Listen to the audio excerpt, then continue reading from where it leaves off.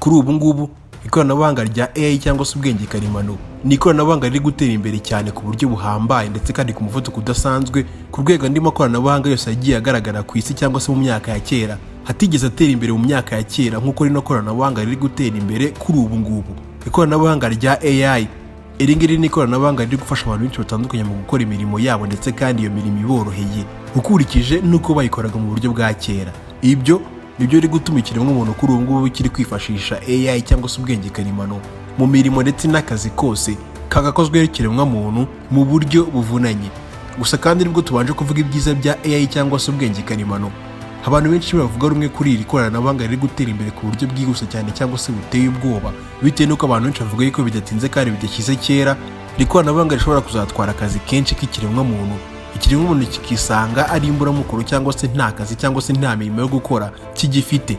Abandi bati iri koranabuhanga niribara gukusanya amakuru menshi cyane rizajya ku rwego rw'uko ritazajya ribasha kugenzurwa n'ikiremwamuntu ukundi. Ibi ngibi kandi ntabwo bivugwaho rumwe n'abantu basanzwe gusa, ahubwo n'abaherwe cyangwa se ababiliyoneri mu madolari babasha gushora amafaranga yabo cyangwa se akayabo kabo mu ikoranabuhanga rya AI nabo ubwabo baragaruka inyuma, baragaruka bakavuga yuko ikoranabuhanga rya AI ari icyago cyangwa se igisasu cya kirimbuzi cyihishe mu bantu kuri ubu ngubu, ariko kandi kikazarimbura abantu mu buryo butazwi. Reka tubanze twumve umuherwe ELON MUSK uzwiho kuba yarashoye amafaranga arenga biliyoni 20 z'amadolari ya Amerika mu mwaka wa 2025 akayashora mu ikoranabuhanga rya AI yitwa Grok. Iyi AI yitwa Grok kandi akaba ari AI ikoreshwa mu rubuga rwitwa X rwahoze rwitwa Twitter, igakoreshwa kandi mu gufasha abantu benshi bakoresha urwo rubuga mu bintu byinshi bigiye bitandukanye. Reka tubanze twumve ijambo rye. Mark my words, AI is far more dangerous than nukes. Far. So Elon Musk ati mwite ku magambo yanjye, AI ni mbi cyane kurusha ibisasu bya kirimbuzi. Dukwiye kandi kwitonda ndetse kandi tukongera tukitonda. Aya ngaya kandi ni amagambo Elon Musk yatangaje avuga yuko AI ari mbi cyane ko ndetse kandi ari mbi kurusha ibisasu bya kirimbuzi, ngo bitewe n'ibintu AI izabasha gukora mu myaka iri imbere. Ndetse kandi aya magambo yatangaje muri kino kiganiro cyonyine gusa, ahubwo mu kindi kiganiro cyitwa The Moonshot Podcast umuherwe Elon Musk yaricanye n'abagabo barimo Peter Diamandis ndetse n'uwitwa Dave Brandon. Elon Musk yongeye gutangaza ko AI igiye gutwara akazi k'abantu ndetse kandi benshi mu kiremwamuntu bakaba abashomeri. Mu magambo ye yitangarije muri kino kiganiro yaragize ati AI can do probably half or more of those jobs right now. I call AI and robotics the supersonic tsunami. yes, Which maybe is a little alarming.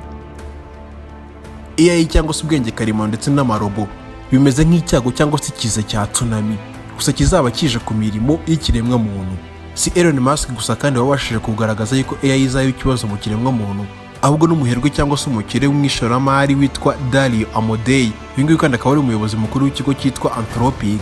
Iki ngiki kandi kikaba ikigo cy'ikoranabuhanga rishingiye kuri AI cyangwa se ubwenge karemano.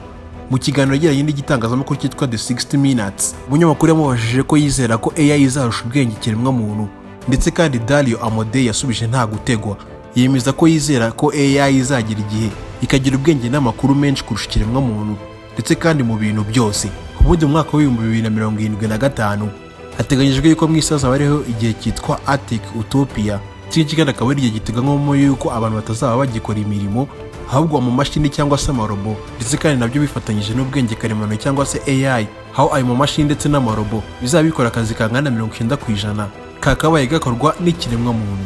Iki gihe cyitwa Arctic Utopia akaba ari igihe kizaba kirangwamo n'amamashini menshi, amarobo agiye atandukanye akora imirimo myinshi itandukanye, aho kandi ikiremwamuntu nta kintu kizaba kikibasha kwikorera, ahubwo byose kizajya kibikorerwa n'amamashini cyangwa se amarobo. Gusa bamwe mu bayobozi nk'uko bagiye batanga ama-interview menshi cyangwa se ibiganiro byinshi mu mateleviziyo ndetse n'ibitangazamakuru byinshi bitandukanye, bagaragaza yuko muri iki gihe cyose AI izaba yaramaje gukusanya amakuru menshi agiye atandukanye.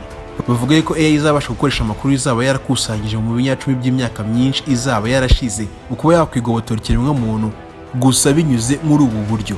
AI ntabwo izaba ikemera komande ziturutse ku bantu cyangwa se ku benjeniyeri bagiye bazidevelopa cyangwa se bazikora, ahubwo AI izajya ibasha kwiha amategeko cyangwa se komande mu kuba yakwitegeka icyo yo ibasha gukora, hagendewe ku buryo kandi AI iri gukusanya amakuru menshi kandi mu gihe gitoya. Uko iminsi igenda iyindi, bivuga ko mu myaka iri imbere AI izajya ibasha kubikora ibikorwa byinshi bigiye bitandukanye byagakozwe n'ikiremwamuntu, imwe kandi mu mirimo izabasha gusimburwa na AI cyangwa se ubwenge karemano.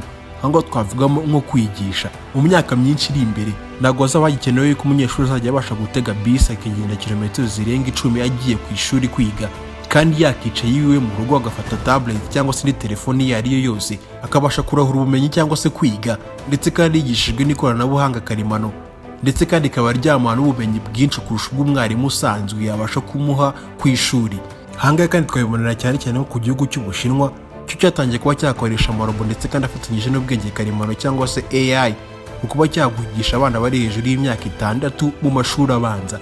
Iri koranabuhanga kandi ntabwo riteganyijwe kuzakoreshwa mu mashuri gusa mu gihugu cy'Ubushinwa gusa, ahubwo biteganyijwe yuko no mu bindi bihugu byinshi bitandukanye nayo ikoranabuhanga rya AI n'amarobo rizakoreshwa mu mashuri.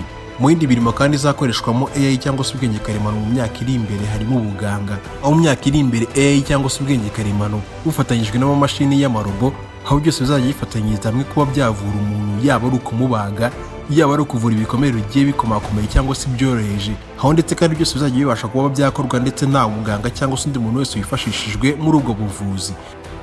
Usanga gusa kandi mu nganda nyinshi zitandukanye mu myaka iri imbere zizabasha kuba zikoresha amarobo ndetse n'ubwenge karemano mu kuba kandi bakora ibicuruzwa byinshi, ndetse kandi no kuba babigeza ku bantu cyangwa se ku bakiriya babo. Bivuga ko kandi muri 2050 akazi k'ikiremwamuntu kangana 55%, bigaragazwa yuko muri iki gihe cyose ako kazi kazaba karafashwe na AI cyangwa se ubwenge karemano, hari bwo bukora iyo mirimo yose yagakozwe n'ikiremwamuntu. Gusa kandi n'ubwo ikoranabuhanga rya AI biteganywa yuko rizatwara akazi k'abantu hafi ya kose, ibyo bikaba bizabasha kugerwaho hari uko mu bice byinshi bigiye bitandukanye by'isi hazabasha kubakwa AI super computing center cyangwa se data center z'ubwenge karemano cyangwa se za AI. Ibi ngibi kandi bashe kuvuga byitwa AI super computing center cyangwa se byitwa data center. Ahangaha kandi akaba ari amasitasiyo manini cyane aba arimo amakompiyuta, aho kandi izo kompiyuta ziba zishinzwe kwakira ndetse no kohereza amakuru, ndetse kandi no kuyakusanya zikayanonosora mu kugira ngo abakoresha ubwenge karemano cyangwa se AI mu bice byinshi bigiye bitandukanye mu isi babasha kwikoresha neza kandi nta kibazo kibayemo. Kuri ubu muri mwaka wa 2026 ku isi yose habarwa data center cyangwa se ibigo bishinzwe gukusanya amakuru ndetse no kuyohereza no kuyanonosora. Izo data center zikaba zirenga 12,000. Gusa muri izo zose izibasha kuba zakorana n'ubwenge karemano cyangwa se AI zikaba zitarenga 4,000 gusa. Ibi ngibi kandi bikaba bimenyekanisha yuko nubwo muri iyi myaka AI irimo irakoreshwa cyane n'abantu benshi batandukanye, hari byinshi itabasha kuba yakora cyangwa se hari amakuru menshi itabasha kuba yaha umuntu, bitewe n'uko data center z'ama AI cyangwa se ibyo bigo by'amakusanyirizo y'amakuru bya AI mu isi bikiri bikeya.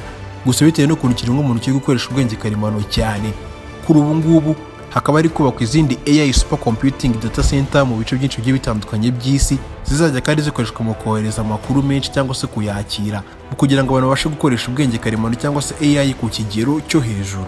Biteganywa yuko kandi mu mwaka wa 2050 ku isi yose hazaba hari AI super computing data center zizaba zishinzwe gukorana n'ikoranabuhanga rya AI cyangwa se ubwenge karemano, zizaba ziri hagati y'26,000 kugeza ku 52,000.